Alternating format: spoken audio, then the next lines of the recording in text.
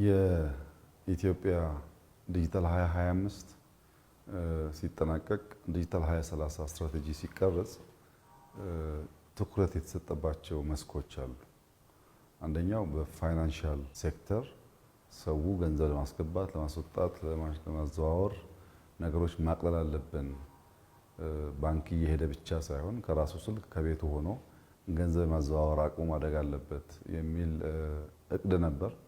በዚያ መሰረት በሞባይል መኒ በቴሌብር ብቻ ሳይሆን ባንኮች ባላቸው ሶፍትዌር ጭምር በቢሊየን የሚገመት ትራንዛክሽን ማካሄድ ተችሏል። ብዙ ሰዎች ገንዘባቸውን በቀላሉ በኦንላይን ይቀያየራሉ። ያ ጊዜን ቆጥቧል፣ ፍጥነት ጨምሯል። በሌላ መንገድ ደግሞ መንግስት ሰርቪስ የሚሰጥባቸው ሴክተሮች አሉ። ለምሳሌ ንግድ ፍቃድ ለማውጣት ወይም ገቢዎች ገቢ ለማስገባት እነዚህም ኦቶሜት ተደርገው ገንዘብ የሚሰበሰብበትን ላይሰንስ የሚሰጥበትን ጊዜ እንዲያጥር ከፍተኛ ስራ ተሰርቷል። በሎ ኢንፎርስመንት ኤጀንሲስ ፖሊስ አካባቢ፣ መከላከያ አካባቢ የተሰሩ ስራዎች አሉ።